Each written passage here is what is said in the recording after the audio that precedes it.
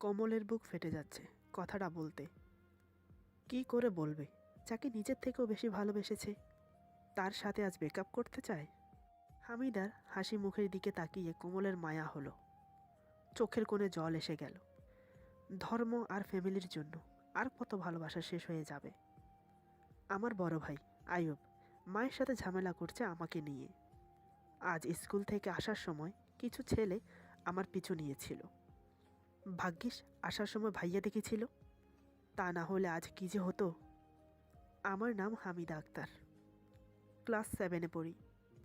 বাড়ি থেকে স্কুল বেশি দূরে না, তারপরও আমাকে নিয়ে সবার চিন্তা। 5 ভাই বোনের সবচেয়ে ছোট আমি, তাই সবাই বেশি আদর করে। আমার বাবা মস্কেটে থাকে, 2 বোনের বিয়ে হয়ে গেছে, আর 2 ভাই তারা এখনো বিয়ে করেনি। এক প্রকার বলতে গেলে দুজনেই বেকার। বাবার পাঠানো টাকাতেই চলে আমাদের সংসার। সারাদিন বাড়ির ভেতরেই থাকতে হয় আমাকে, স্কুল ছাড়া কোথাও বেরোতে দেয় না। স্কুলে সবার ছুটি হয়ে গেলেও আমি আসতে লেট হয়ে যায়, কারণ আমার টিউশন কমপ্লিট করে আসতে হয়। সবাই বলে এ এলাকায় আমার মতো সুন্দর আর কেউ নেই। আমাকে দেখলে যে কেউ থমকে দাঁড়ায়। আমাদের বাড়ি রাস্তার পাশে, তাই মাঝে মধ্যে পুকুর পাড়ে গেলে কেউ না কেউ দেখে ফেলে, আর অমনি ফেলফেল করে তাকিয়ে থাকে। একে অপরকে শুধু এটাই জিজ্ঞেস করে এটা কার মেয়ে। যারা আমার বাবাকে চিনত তারা বলতো এটা আব্দুল সালামের মেয়ে, আর যারা ভাইয়াকে চিনত তারা বলতো এটা আইয়ুবের বোন। তাই আমার জন্য রাস্তাঘাটে যাওয়া দুষ্কর হয়ে যেত। সেজন্যই বড় ভাইয়া মায়ের সাথে সব সময় ঝামেলা করে আমার জন্য একটা টিচার ঘরে রাখতে। টিউশনটা আমি যেন ঘরেতেই পড়তে পারি। স্কুল ছুটির পর সবার সাথে এলে কোনো সমস্যা হবে না। একা আসি দেখেই যত বিপত্তি। আমার মা শুধু একটা কথাই বলেন, আমাকে বলছিস কেন, তোর বাবাকে বল। আমার বাবা একজন মৌলবী, তিনি চান না কোনো পরপুরুষ আমাদের বাড়িতে আসুক, তাই আমার জন্য বাড়িতে কোনো টিচার রাখতে চান না। বড় ভাইয়া বললেন ঠিক আছে, আজকের ব্যাপারটা বাবাকে বলে ঘরে একজন টিচার রাখবো, বাহিরের কেউ না। আমার এক ফ্রেন্ড আছে, অনেক ভালো ছেলেও, ওকে বলবো হামিদাকে পড়াতে। ভাইয়া যা বলল তাই হলো, বাবার সাথে কথা বলে রাজি করালো। ভাইয়ার এক বন্ধু আগামী মাস থেকে আমাকে পড়াতে আসবে। সেও বাবা রাজি হতো না, যখন জানতে পারলো ছেলেটা হিন্দু ফ্যামিলিতে বিলং করে, তাই তিনি রাজি হয়ে গেলেন। ছেলেটার নাম কোমল রায়। ওর বাবা একজন শিক্ষক, আমাদের স্কুলের টিচার। মা বাবার একমাত্র ছেলে। ভাইয়ার মুখে মাঝে মাঝে ওর বন্ধুদের কথা শুনি, তাদের মাঝে কোমল রায়, তার কথাও শুনেছি, কিন্তু চোখে কোনোদিন দেখিনি। আমার ভাইয়া বন্ধুদের কোনোদিনও বাড়িতে নিয়ে আসতো না। আড্ডা দেওয়া, কথা বলা, ঘোরাফেরা সব বাহিরে। বিয়ের উপযুক্ত বোন ছিল ঘরে, আর এমনিতেও বাবা অ্যালাউড করতো না। একটাই কথা বলতেন, বাড়িতে কখনো যেন পরপুরুষ না আসে। দেখতে দেখতে মাস কেটে গেল। 1 তারিখ থেকে কমল আসতে শুরু করলো আমাকে পড়াতে। কি বলবো আমি, প্রথম দেখাতেই ছেলেটাকে আমার খুব ভালো লেগে গেল। যেমন দেখতে তেমন তার কণ্ঠস্বর, কথা বললে শুধু চেয়ে থাকতে মন চায়। এদিকে কমলও আমাকে পছন্দ করতো মনে মনে, কিন্তু কখনো বলতে পারে না। একে তো আমি ওর বন্ধুর বোন, দ্বিতীয়ত ক্লাস 7-এর ছাত্রী, বয়স কম। যদি কিছু মনে করি বা বড় ভাইয়াকে বলে দেই, সে ভয়ে কিছু বলছে না। এমনি পড়ার ফাঁকে ফাঁকে আমার দিকে তাকিয়ে থাকতো, এটা সেটা নিয়ে কথা বলতো। একদিন আমাকে প্রশ্ন করলো, আচ্ছা হামিদা, তুমি কি কারোর সাথে প্রেম করো? আচানক এমন প্রশ্ন শুনে রীতিমতো আমি ঘাবড়ে যাই, কারণ প্রেম তো দূর, কারোর সাথে দাঁড়িয়ে কথা পর্যন্ত বলতে পারি না। আমার বড় ভাই যদি জানতে পারে তাহলে মেরেই ফেলবে আমাকে। আমি মাথা নিচু করে বললাম না। কমল বলল, এমনিতে কেউ তোমাকে প্রেমের প্রস্তাব দেয়নি, এখানে বা স্কুলের কোনো ছাত্র? আমি মনে মনে ভাবছি ভাইয়া মনে হয় এগুলো জিজ্ঞেস করতে বলেছে। এমনিতেও অনেক ছেলে আমাকে প্রপোজ করেছিল, কিন্তু আমি রাজি হইনি। এখন যদি বলে দেই তাহলে হয়তো ভাইয়াকে বলে দেবে। আমি কিছু বলছি না দেখে কোমল আমাকে আবার বলল, কী ব্যাপার, কিছু বলছো না যে? আমি আবার বললাম না। কোমল এবার বলল, তোমাকে একটা ব্যক্তিগত প্রশ্ন করি, উত্তর দেবে তো? আমি বললাম, কি, বলুন। জানা থাকলে অবশ্যই বলবো। কমল এবার আমতা করে বলল, মানে বলছিলাম তুমি কি কখনো প্রেম করবে না? আর তোমার কাউকে পছন্দ হয় না? কিছু মনে করো না, এমনি জানতে ইচ্ছে হলো তাই প্রশ্ন করে ফেললাম। ওর প্রশ্নের কি উত্তর দেব? আমার যে ওকে পছন্দ। কি করে বলবো আমি আপনাকে পছন্দ করি? কথা এড়িয়ে যাওয়ার জন্য বললাম, আপনি বসুন, আমি ভেতর বাড়ির থেকে আসছি। এই বলে আমি চলে এলাম ওর জন্য চা নাস্তা নিয়ে যেতে। কমল বুঝতে পারল ওর কথায় আমি লজ্জা পেয়েছি, তাই আর কোনো প্রশ্ন করল না। চুপচাপ নাস্তা খেয়ে চলে গেল সেদিনের মতন। ওই দিন আমি রাতে শুয়ে শুয়ে কোমলের কথা ভাবছি। আজ হঠাৎ এই প্রশ্নগুলো কেন করলো? ও কি নিজে থেকেই করেছে, নাকি ভাইয়া ওকে বলেছে করার জন্য? কাল আসলে বরং জিজ্ঞেস করে নেব। কাল ঠিক যথাসময়ে কমল আসলো। কমল আসার ঠিক কিছুক্ষণ পর আমার আম্মু চাচিদের ওখানে যাচ্ছি বলে বেরিয়ে গেলেন। ঘর পুরো ফাঁকা, আমি আর কমল ছাড়া কেউ নেই। বুকে সাহস নিয়ে কমলকে আমি জিজ্ঞেস করলাম, কাল আপনি আমাকে ওইসব কথা কেন জিজ্ঞেস করেছেন? নিশ্চয়ই বড় ভাইয়া আপনাকে বলেছে জিজ্ঞেস করার জন্য। কিছুক্ষণ চুপ থেকে কমল বলল, না, তোমার ভাই আমাকে কিছুই বলে নাই জিজ্ঞেস করতে। আমি নিজে থেকেই তোমাকে জিজ্ঞেস করেছিলাম। কাল তুমি আমার লাস্ট প্রশ্নের উত্তর দাওনি কেন? আজ কি সেটা জানতে পারি? আমি বললাম, আমার কথা ছাড়ুন, আপনি বলেন তো, আপনি কি কাউকে ভালোবাসেন? কমল মনে মনে এটাই আশা করেছিল যে আমি ওকে জিজ্ঞেস করি। আর কিছু না ভেবে কমল বলল, হ্যাঁ, আমি একজনকে ভালোবাসি, তবে সেটা মনে মনে, প্রকাশ করতে ভয় পাই। যদি সে রাজি না হয় তখন আরেক বিপদে পড়ব। আমি বললাম, ভালোবাসলে সেটা প্রকাশ করতে হয়। কে জানে, হয়তো সে আপনাকেও ভালোবাসে, ট্রাই করতে পারেন একবার বলে দেখেন কি হয়। আমার মনটা মুহূর্তের মধ্যে ভেঙে গেল। কমল অন্য একজনকে ভালোবাসে, আমাকে না। কমল বলল, ঠিক আছে, তোমার কথা অনুযায়ী আমি বলবো আমার মনের কথা। ও লক্ষ্য করলো আমি গম্ভীর হয়ে বসে আছি। এমনিতে বাসায় কেউ নেই, এই সুযোগটা হাতছাড়া করতে চায় না। অতএব আমার সামনে হাঁটু গেড়ে বসে হাত বাড়িয়ে দিয়ে বলল, আই লাভ ইউ। সেই প্রথম দেখাতেই তোমাকে আমার ভালো লেগেছে। ধীরে ধীরে কখন যে তোমাকে আমি ভালোবেসে ফেলেছি নিজেও জানি না। সত্যি বলতে ভয় বলতে পারছিলাম না। তুমি যদি সবাইকে বলে দাও এই অধম তোমার প্রেমের পাগল, যদি গ্রহণ করো তাহলে আমার ভালোবাসা সার্থক হবে। আমি তো অবাক, হাঁ করে তাকিয়ে আছি। কি বলবো মাথায় আসছে না। মনে মনে যে খুশি হয়নি তা কিন্তু নয়, আনন্দ উল্লাসে লাফাতে ইচ্ছে করছে। কমল তখনও হাত বাড়িয়ে বসে আছে। আমি চুপ করে আছি দেখে বলল, কি হলো, আমার ভালোবাসা অ্যাকসেপ্ট করবে না? তখন মাথায় আসছিল না আমরা যে দুইজন দুই জাতে বিলং করি।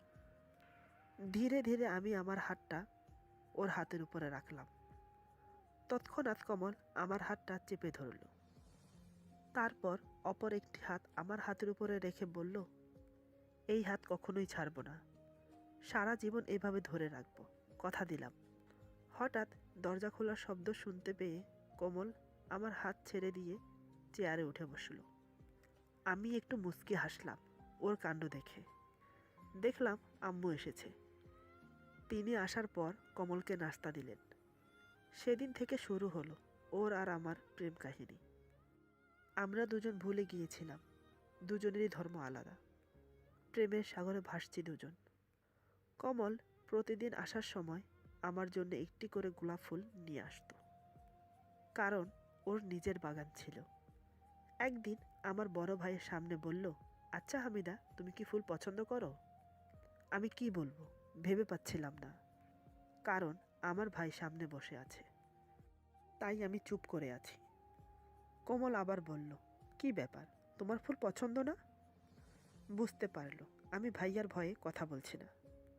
তারপর আমার ভাইয়ের উদ্দেশ্যে বলল, "কি রে আইয়ুব, তুই কিছু বল ওকে, তোর ভয় তো কথাই বলছে না।" তারপর ভাইয়া সম্মতি দিলে আমি বললাম, "হ্যাঁ, ফুল আমি খুব পছন্দ করি।" কোমল বলল, "তাহলে তো আর কোনো সমস্যাই নেই। আমার বাগানে অনেক রকমের ফুল ফোটে। তুমি তো যেতে পারবে না। একটা কাজ করি, আমি রোজ নিয়ে আসবো তোমার জন্য।" তারপর থেকে প্রতিদিন ফুল নিয়ে আসতো। এটা শুধু একটা অজুহাত ছিল আমাকে ফুল দেওয়ার জন্য। আমার ভাই বুঝতেই পারল না। এভাবে আমরা একে অপরের কাছে আসতে শুরু করি। আমাকে টিউশন পড়াতে আসলে মুখে হয়তো আমাদের কথা হতো না, কিন্তু ইশারাতে কথা হতো। সুযোগ পেলে আমার হাত ধরতো। আরেকটা অভ্যাস ছিল ওর, আসা মাত্রই আমার পায়ের উপরে পা রেখে বসতো। কেউ টের পেত না। টেবিলের নিচে অন্ধকার থাকতো, তাই কেউ ওই দিকে ধ্যান দিত না। যখন আমার মা বাইরে চলে যেত, তখন কোমল আমাকে জড়িয়ে ধরতো, ওর কোলে বসিয়ে আমাকে পড়াতো। একদিন আমি ওকে প্রশ্ন করলাম, "আপনি আমি আলাদা জাতের, আমাদের ফ্যামিলি মেনে নেবে?" কমল বলল, "এটা পরের ব্যাপার, দেখা যাবে তখন। এখন শুধু ভালোবাসার সময়।" এই বলে কমল আমাকে জড়িয়ে ধরল। আমাদের ভালোবাসার 1 বছর হতে চলল। চট্টগ্রাম জেলার পুরনো একটা প্রথা আছে। প্রত্যেক বছর মাজার দরবার শরীফে ওরস হয়। সেখানে মেলা বসে, দোলনা, চরকি, কসমেটিক শপ ইত্যাদি আয়োজন করে। আমাদের ওখানেও অনেকগুলো মাজার আছে, সেখানে এগুলোর আয়োজন হয় প্রত্যেক বছর। অনেক জোরাজুরির পর আমার ভাইয়া আমাকে নিয়ে গেল, সাথে আমার কয়েকটা বান্ধবী গেল। গিয়ে দেখি কোমলও এসেছিল সেখানে। এমন সময় হঠাৎ ভাইয়ার একটা ফোন আসে।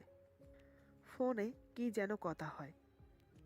তারপর কোমলকে উদ্দেশ্য করে বলল, "তুই হামিদাকে মেলা ঘুরিয়ে দেখা, আমার একটা কাজ পড়ে গেছে, আমাকে এখন যেতে হবে।"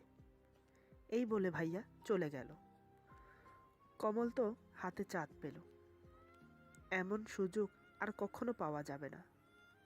আমার সাথে যে বান্ধবীরা এসেছিল, ওরা সবাই কোমলের কথা জানে। আমাকে উদ্দেশ্য করে ওরা বলল, "তোরা কথা বল, আমরা নাগরদোলায় চড়ে আসি।"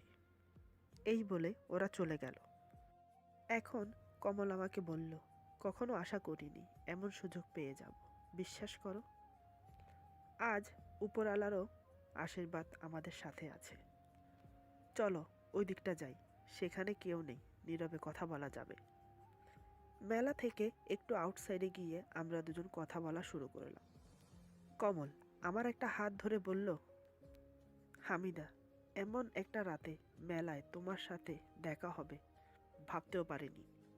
সত্যি বলতে আমার যে কি আনন্দ হচ্ছে তোমাকে বলে বোঝাতে পারবো না। একটা কথা বলি?" আমি বললাম, "কি কথা বলুন?" কমল বলল, "তোমাকে খুব সুন্দর লাগছে, ইচ্ছে করছে শুধু চেয়ে থাকি, বিশ্বাস করো।" ওর কথায় আমার খুব লজ্জা লাগছিল। আমি মাথা নিচু করে দাঁড়িয়ে আছি। কমল বুঝতে পারল আমি লজ্জা পেয়েছি। এবার সে বলল, "তোমার লজ্জা মাখা চেহারাটা আরো অদ্ভুতভাবে সুন্দর লাগছে। আল্লাহ তোমাকে নিজের হাতে বানিয়েছে। খুব ভালোবাসি তোমাকে। সারা জীবন এভাবে ভালোবেসে যাব। বিশ্বাস করো, তোমাকে পেয়ে মনে হয় আমি যেন স্বর্গ পেয়েছি।" এই বলে আমার হাতে দুটো চুমো খেলো। আমি বললাম, "চলুন, হয়তো এতক্ষণে ওরা আমাদের খুঁজছে।" তারপর আমরা চলে এলাম। এইভাবে আমাদের ভালোবাসা 3 বছর অতিবাহিত হয়ে গেল। সামনে আমার এসএসসি পরীক্ষা। এদিকে বাবা বড় ভাইয়াকে বললেন, এসএসসির পর আমাকে আর পড়াশোনা করতে দেবেন না, ভালো একটা ছেলে দেখে রাখতে বলা হলো। কথাটা আমি শুনে রীতিমতো চিন্তায় পড়ে গেলাম। এখন আমি কি করব? কমল যখন আমাকে পড়াতে আসলো, আমি ওকে সব খুলে বললাম। সব শুনে কোমল আমাকে আশ্বাস দিয়ে বলল, "টেনশন করো না, আমি দেখছি কি করতে পারি।" ওর ভরসায় আমি বসে আছি। ও যখন বলেছে নিশ্চয় কিছু একটা করবে। একদিন কোমল তার বাবাকে বলল, "আচ্ছা বাবা, আমি যদি কোনো মুসলমান মেয়েকে বিয়ে করি তাতে কি কোনো সমস্যা হবে? কথাটা শুনে কোমলের বাবা শান্ত গলায় বললেন, আম গাছের ছাল যদি তুমি জাম গাছে লাগাও তাহলে কি সে আম গাছ হয়ে যাবে? কোমল বলল, না, আম গাছের ছাল কখনো জাম গাছে লাগে? বাবা, কি যে বলো না। কোমলের বাবা বললেন, ঠিক তেমনি ওই মেয়েকে তুমি বিয়ে করলে সে কখনো হিন্দু হবে না, বরং তোমাকে মুসলমান হতে হবে। আমাদের একমাত্র ভরসা তুমি। তোমার উপরে নির্ভর করে আমরা বুড়াবুড়ি বেঁচে আছি। তোমার কাছে যদি আমাদের থেকে ইম্পর্টেন্ট ওই মেয়ে হয়ে থাকে তাহলে তুমি যেতে পারো, আমরা না করব না। তবে ওই মেয়েকে বিয়ে করে আমার ঘরে তুমি নিয়ে আসতে পারবে না। সোসাইটিতে আমার একটা সম্মান আছে। তোমার জন্য আমার সম্মানটা ধুলোয় মিশে যাক, তুমি কি চাও? এখন তোমার হাতে সব কিছু। এই বলে কোমলের বাবা উঠে চলে গেলেন। কোমল বুঝতে পারল সে অনেক বড় অন্যায় করে ফেলেছে। হামিদাকে নিজের করে পাবে না সেটা জানা সত্ত্বেও হামিদাকে ভালোবেসেছি, যে কিনা আমার উপর ভরসা করে আছে। কি জবাব দেব এখন হামিদাকে? মেয়েটা আমাকে সত্যিই ভালোবেসেছিল, আমিও ওকে পাগলের মতো ভালোবাসি। বুকটা ফেটে যাচ্ছে।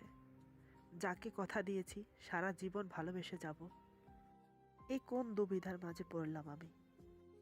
একদিকে ভালোবাসা, অন্যদিকে ফ্যামিলি, যারা আমার জন্য নিজের সুখ শান্তি বিসর্জন দিয়ে আমাকে মানুষের মতো মানুষ করেছে, নিজের পায়ে দাঁড়ানোর উপযুক্ত করেছে, তাদেরকে আমি কিভাবে দুঃখ দেব? আমার এখন কর্তব্য তাদের পাশে ছায়ার মতো থাকা।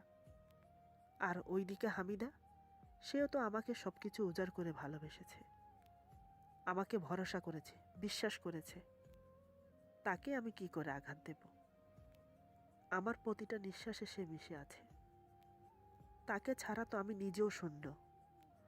কোমল আর ভাবতে পারছে না। হাঁটু গেড়ে বসে কান্নায় ভেঙে পড়ল। ইচ্ছে করছে চিৎকার করে সবাইকে বলি, আমি হামিদাকে ভালোবাসি, ওকে ছাড়া আমি বাঁচব না। সেই দিন আমাকে পড়াতে এসে চুপ করে বসেছিল।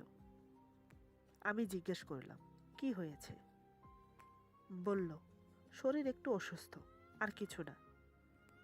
এভাবে কমল আমাকে পড়াতে আসলে আগের মতো আর কথা বলে না, আমাকে এড়িয়ে চলে। ব্যাপারটা আমি লক্ষ্য করে ওকে একদিন জিজ্ঞেস করলাম, কি ব্যাপার, আপনার কি হয়েছে? এভাবে আমাকে এড়িয়ে যাচ্ছেন কেন? আমি কি কোনো অন্যায় করেছি? কমল নিজেকে ধরে রাখতে পারল না, আমাকে জাপটে ধরে হাউ মাউ করে কাঁদতে শুরু করলো। আমি এক প্রকার অবাক হয়ে দাঁড়িয়ে আছি। এটা কি হলো? ছোট বাচ্চার মতো কাঁদছে কেন কমল? কি হয়েছে ওর? ও আমাকে জড়িয়ে ধরে কাঁদতে কাঁদতে বলল, হামিদা, এই কয়দিন তোমাকে এড়িয়ে চলার মানে তোমাকে ছাড়া আমি থাকতে পারবো কিনা সেটাই ট্রাই করেছি। আমি পারবো না, কিন্তু আমার যে হাত পা বাঁধা, আমাকে যে তোমাকে ছাড়াই থাকতে হবে। আমি কিছুই বুঝতে পারলাম না ও কি বলছে। আমি ওকে সান্ত্বনা দিয়ে বললাম, কি হয়েছে খুলে বলুন আমাকে, টেনশন দেবেন না। তারপর কমল ওর বাবার সাথে কি কি কথা হলো সব খুলে বলল। ওর কথা শুনে আমি ধপ করে বসে পড়লাম চেয়ারে। হাত পাগুলো যেন ভেঙে গেছে আমার। ঠিক তেমনই ফিল হচ্ছিল। আমার এতদিনের স্বপ্ন সব ভেঙে চুরচুর হয়ে গেল। এখন আমি কি করব? কমলকে ছাড়া আমার কোনো অস্তিত্বই নেই। আমার সুবাসাম সব কিছু ওকে দিয়েই শুরু। ওকে ছাড়া আমি বাঁচব কিভাবে? আমার পরিস্থিতি দেখে কমল আমাকে বুকে জড়িয়ে ধরে। এবার আমি চিৎকার করে বললাম, বলুন এগুলো সব মিথ্যে? আপনি আমার সাথে মজা করছেন? আপনি খুব ভালো করেই জানেন আমি আপনাকে ছাড়া থাকতে পারবো না। আমি আপনাকে অনেক ভালোবাসি। কেন আমার সাথে এমন করছেন? আপনি আবার কথা বলুন বাবার সাথে, হয়তো রাজি হয়ে যাবেন তিনি। কোমল আমার মাথায় হাত বুলিয়ে বলে, প্লিজ তুমি শান্ত হও। তুমি তোমার কথা বললে, আর আমি কি নিয়ে বাঁচব? আমি যে তোমাকে ছাড়া থাকতে পারি না, কিন্তু তারপরও আমার মা বাবার জন্য তোমার সাথে ব্রেকআপ করতে হবে। তোমার জন্য আমি আমার মা বাবাকে কষ্ট দিতে পারবো না। আমাকে তুমি মাফ করে দিও। তখনও আমি কমলকে জড়িয়ে আছি। এবার আমি ওকে ছেড়ে দিয়ে রাগিত সুরে বললাম, আপনি জেনে শুনে আমার সাথে এমন করেছেন। যখন প্রেম করেছেন তখন মনে ছিল না মা বাবার কথা? 3 বছর ধরে একটা মেয়েকে স্বপ্ন দেখিয়ে আজ বলছেন তাকে ভুলে যেতে? যত সহজে বলে দিলেন ভুলে যাওয়াটা কি ততই সহজ? এর আগেও আমি আপনাকে বলেছিলাম আমরা দুজন দুই জাতের, আমাদের মিল হবে না। কই তখন তো আপনার এসবের দিকে কোনো খেয়ালে আসেনি। এখন বলছেন ব্রেকআপ। আমি আপনাকে ছাড়া থাকতে পারবো না, বিশ্বাস করুন। এবার কমল বলল, আমিও পারবো না। আমার মা বাবা অনেক কষ্ট করেছে আমার জন্য। তুমি বলো, কি করে বাবা মাকে কষ্ট দেব? আগে যদি জানতাম ভালোবাসলে এতটা কষ্ট পেতে হবে, তাহলে আমি কোনো দিনই এই ভুল করতাম না। আমি জানি আমার জন্য তোমাকেও কষ্ট পেতে হবে। আমাকে মাফ করে দিও। এই বলে কমল আমার দুটি পা জড়িয়ে ধরে কাঁদতে শুরু করলো। আমি ওকে উঠিয়ে চেয়ারে বসালাম। তারপর একে অপরকে সান্ত্বনা দিতে লাগলাম।